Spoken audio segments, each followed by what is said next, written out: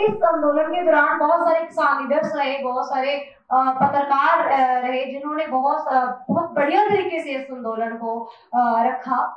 बहुत सारी दुनिया थी, हजारों की संख्या में, लाखों की संख्या में ऐसे लोग थे जिनके मन में बहुत सारे सवाल थे, खास तौर पे उन लीडर्स के लिए जो पूरे मुख्य रूप में थे, जो लीड कर रहे थे आगे। और इस किताब के अंदर खास तौर पे उन लोगों की बहुत अच्छे से बातचीत ली गई है। तो मुझे लगता है ये बहुत सारे सवालों का जवाब भी किताब देगी, जो बहुत सारे लोग मिल नहीं सकते हैं उन लीडर्स को, तो कहीं ना कहीं ये किताब उन सभी लोगों का जवाब जरूर देगी और मोटी मोटी चीजें जरूर इस किताब के अंदर है। दूसरा ये कि पूरा हम लोग देखते हैं कि कोई भी आंदोलन रहता है तो उस आंदोलन को हम लोग लाखों सालों तक कैसे याद रखते हैं। तो वो ऐसी ही किताबें जब लगातार आती हैं, डॉक्यूमेंट्रीज आती हैं, तो फिर ही इस आंदोलन को याद रखा जाता है। ये किताब सच में एक ऐतिहासिक डॉक्यूमेंट है। उसके साथ साथ किसान आंदोलन के दौरान जो जो घटनाएं घटी, जो जो चीजें हुई, वो सब कुछ साथियों ने बहुत अच्छे से बयान किया है। तो मेरे भी कुछ अनुभव रहे, कुछ कड़वे, कुछ अच्छे, तो मैं भी कुछ आपके साथ शेयर करना चाहूंगी। परमजीत जेडपीएससी साथी ने बहुत अच्छे से बात रखी है, मैं बिल्कुल एग्री हूं उनसे कि किस तरीके से किसान आंदोलन के दौरान कहीं ना कहीं मजदूर का नारा तो लगता रहा, लेकिन उनको उस तरीके से स्थान नहीं मिल पाया। जब कभी बड़ी संख्या के अंदर वो अपने काफिले लेकर आते थे तो उनको स्टेज के ऊपर बात रखने का कई बार मौका नहीं मिलता था। मेरे साथ भी ऐसा ही हुआ। तो हम लोग एक बार 2000 की संख्या में मजदूर हड़ताल किए और हम लोगों ने किसानों के समर्थन के अंदर वहां पे गए। तो सुबह से 12 बजे से लेकर शाम के 5 बज जाते हैं, लेकिन मौका नहीं मिलता है, बार बार बोलने पर मौका नहीं मिलता है। पीछे से लोग आते हैं और वो बोलते हैं, लेकिन कहीं ना कहीं हमें मौका नहीं मिला था। तो बहुत शाम को जाके मौका मिलता है और फिर मतलब आधे ही बीच में बात को रोक दिया जाता है। धीरे धीरे चीजें बढ़ती गई, किसान आंदोलन एक अच्छे संगठित रूप में आया, एक संयुक्त मोर्चा बना। पहले वहां पे एक संयुक्त मोर्चा था, लेकिन उस स्टेज को अच्छे तरीके से नहीं चलाया गया था। लेकिन धीरे धीरे टाइम बदलता गया तो एक बहुत ही अच्छे तरीके से जो किसान आंदोलन चलने लगा। तो अलग अलग ट्रेड यूनियंस भी आई, अलग अलग पत्रकार आए, पूरी दुनिया भर से और पूरे बाहर से भी लोग जो बाहर रहते थे, टाइम पे कमाने के लिए गए थे, वो भी इस आंदोलन के अंदर आके अपनी बात रख के गए हैं। तो इस आंदोलन का सबसे जो अच्छा पहलू यही रहा कि उसने साम्राज्यवाद को चुनौती दी है। जैसे आरपा जी ने बात रखी, बहुत अच्छी बात थी कि जो अलग अलग किसान अलग अलग एरिया से आ रहे थे, उनको पूरा साफ क्लियर था कि उनका दुश्मन है कौन।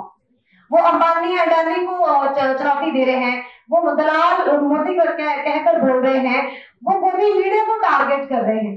तो ये साफ चीज थी कि हम लोगों ने साम्राज्यवाद का एक चरित्र जो है उसको सामने लेकर आया किसान आंदोलन, और उसने एक लड़ने का एक ताकत दी।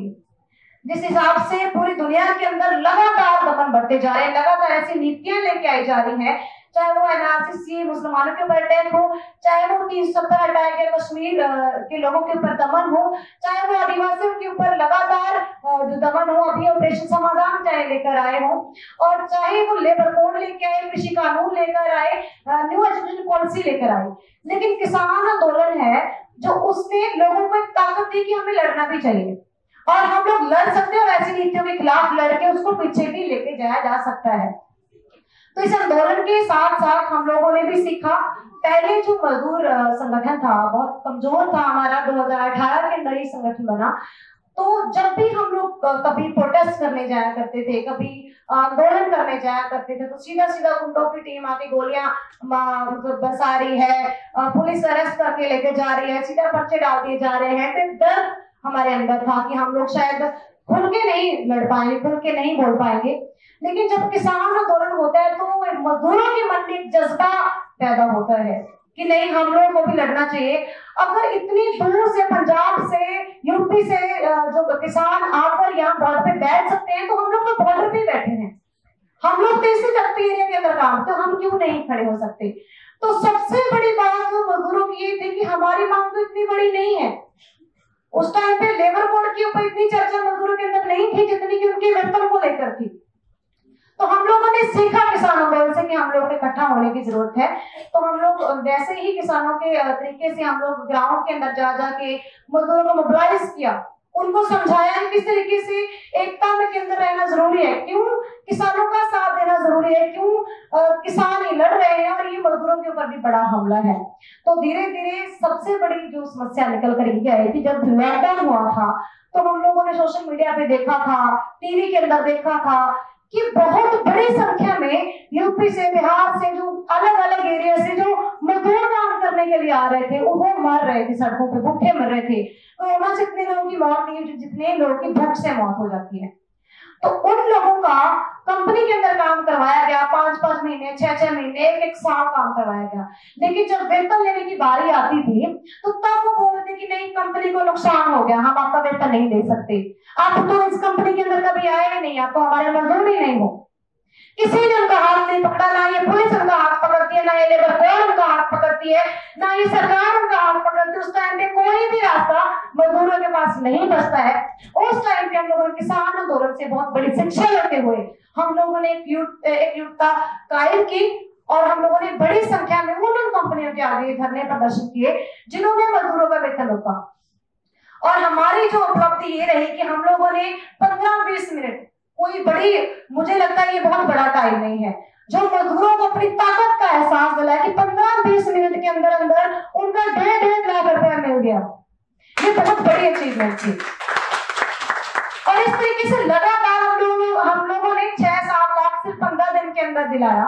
और ये सिर्फ 15-20 दिन के अंदर 6-7 लाख नहीं था, वो तो करोड़ों कमाती है। एक कंपनी एक दिन का करोड़ों कमाती है।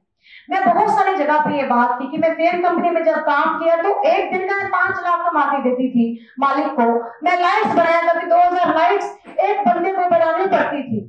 तो आप देखिए कि एक कंपनी एक दिन में करोड़ों रुपए कमा रही है, तो इनको ये हजारों मजदूर हैं, उनका कुछ लाखों देने में कोई ज्यादा कुछ जा नहीं रहा था, लेकिन उनको डर था कि अगर इन्होंने ये वेतन लिया है तो कहीं लाखों की संख्या में 4-5 लाख मजदूर जो कुंडली इंडस्ट्री एरिया के अंदर जो बसे हैं, कहीं उनके अंदर बगावत ना खड़ी हो जाए। क्योंकि मजदूर सबसे बड़ी ताकत है, ये पूंजीपति जानते हैं, साम्राज्यवाद जानता है। कहीं ना कहीं हम लोग मजदूर नहीं जानते लेकिन वो लोग जानते हैं। इसीलिए उन्होंने हम लोग को टारगेट किया और किसान आंदोलन और मजदूर आंदोलन के बीच में खाई खड़ी करने की कोशिश की, जो हुई भी एक टाइम पे। जब मुझे मेरी अरेस्टिंग होती है तो बहुत सारे किसान लीडर्स के पास पुलिस जा जाके बोलते, देखिए ये लोग तो आपको आंदोलन खराब करने के लिए आए, ये बीजेपी की लड़की है, देखिए इन्होंने आपको आंदोलन खराब करने के लिए लोगों को खड़ा कर दिया। तो बहुत सारे किसान लीडर्स भी हमारे हक में नहीं आए। तो बहुत टाइम ये हुआ कि लोगों ने बोला कि नहीं, ये तो किसान आंदोलन खराब करने के लिए आए थे। लेकिन धीरे धीरे जैसे जैसे कुछ अच्छा मीडिया, कुछ अच्छे लोग जब ग्राउंड के अंदर जाके उन्होंने उन लोगों से बात की जहां पे हमारा काम था, तो एक सच्चाई निकल के सामने है कि हम लोग किस लिए लड़ाई कर रहे थे। हमारी सब लड़ाई क्या थी, हमारा सब मुद्दा क्या था, किसानों और मजदूरों की एकता करना, इस साम्राज्यवाद के साथ लड़ना, इस सामंतवाद के साथ लड़ना, ये हमारा जो आखिरी मंजिल थी। लेकिन उसको डाइवर्ट करने के लिए ये लोग मुद्दा इन्होंने उठाया और कुछ चीजें हमें सामना करना पड़ा। और यहाँ तक ये नौबत आ गई कि हमारा जब किसान आंदोलन के अंदर टेंट था मजदूर संगठन का, एक दिन 12 जनवरी को दिन मेरी अरेस्टिंग होती है और 13 जनवरी को दिन एक किसान लीडर आके बोलता है कि अपना टेंट उठाओ यहाँ से। और बहुत शर्म की बात है। और हमारे मजदूर बोल रहे हैं कि हम लोग तो आपके हक में बैठे हैं कि हमारे एरिया हम लोग आंदोलन नहीं करेंगे तो क्या करेंगे, बोलते अपना टेंट उठाइए और चले जाइए, हमारा आंदोलन है। तो एक किसान लीडर तय करेगा कि किसका आंदोलन है। लेकिन धीरे धीरे जब मजदूरों की शमूलियत बढ़ती गई, ट्रेड यूनियन की शमूलियत बढ़ती गई, तो इस आंदोलन ने किसान मजदूर एकता के नारे के साथ साथ अपनी जबरदस्त लड़ाई के साथ अपना जो स्थान बनाया है। आज मैं यहाँ पे खड़ी हूँ तो मुझे नहीं लगता कि मैं किसी की देन है, मैं अपने बहुत संघर्ष किया, हमारे आंदोलन ने बहुत संघर्ष किया, हमारे मजदूरों ने बहुत संघर्ष किया, आज मैं खड़ी हूँ यहाँ पे। तो इसलिए मैं उम्मीद करती हूँ कि इस किसान आंदोलन के अंदर बहुत सारी अच्छी चीजें तो थी और कुछ जो अच्छी चीजें नहीं थी उसको और अच्छा करने की जरूरत है। हम लोग सिर्फ नारा ना लगाते हुए, हम लोग सिर्फ ये न्यूज चैनलों के अंदर ना दिखाते, ग्राउंड के अंदर जाकर लोगों को इकट्ठा करने की जरूरत है। जब तक किसान और मजदूर एक नहीं होते कभी भी समाज नहीं बदल सकता है। हम लोग इस बात को लगातार बोलते आए हैं और आगे भी बोलेंगे कि ये जो साम्राज्यवाद है, ये जो बड़ी बड़ी कंपनियां हैं जिसके साथ पूंजीपति बड़े बड़े तंग रहे हैं, वो इस कंपनी के मजदूरों के दम पे पल रहे हैं। और जो किसान है वो फसल उगा रहा है, वो जमीन का जो फसल का जो पूरा ज्यादा रेट है वो उनके पास आ रहा है, किसानों के पास नहीं है। और ये सब लोग मिलके हम लोगों को लूट रहे हैं। और इसीलिए जो पीड़ित है, मजदूर और किसान जो पीड़ित है, उनको एक गाने न होने की जरूरत है। यहाँ पे बहुत सारे लोग परेशान करने के लिए आते हैं, सीआईडी है, आईटी है, ये इनके टूल है, आर्मी है, फौज है, हम लोग तंग करने के लिए आ जाते हैं। आज भी मैं आप लोगों को इस खास बात के ऊपर मैं ध्यान दिलाना चाहती हूँ। आज हम लोग यहाँ पे खड़े तो हैं, एक टाइम पे जब रेस्टिंग होती है, मजदूर का संगठन का नाम आ जाता है, उस टाइम पे ये बात तो आती है कि देखिए एक आंदोलन था, उसके अंदर एक लड़की थी, शिव कुमार था, जिन्होंने मजदूरों के लिए लड़ाई लड़ी और वो जेल के अंदर चले गए, मूवमेंट उठा। लेकिन उसके बाद हमारा पर्पस क्या था, हमारा मेन मकसद क्या था, उसके बाद आज भी बाकी है। आज मजदूर का संगठन के हालात क्या, उस पर आज भी जो बात करनी बाकी है। और जो लोग सच्ची लड़ाई लड़ रहे हैं, जो ईमानदारी से जनता की आवाज उठा रहे हैं, उनके ऊपर किस तरह के काम है, उस पर बात करनी बहुत जरूरी है। लोगों को मुंह पे लगा रहा होगा, जेलों के अंदर बंद किया जा रहा है, लोगों के ऊपर सीधे अटैक किए जा रहे हैं, ऑपरेशन समाधान लगाकर सीधी गोलियां बरसाई जा रही हैं। और कश्मीर वालों का हाल हम लोग देख सकते हैं, मुसलमानों को किसी की मोबिलिजेशन की जा रही है। ये सारी चीजें अभी बाकी हैं, इस पर बात करनी बाकी है। आज भी हमारा जो मेन मुद्दा था वो अभी भी वहीं पे रुका है। मजदूरों का वेतन आज भी पूरा नहीं मिलता है।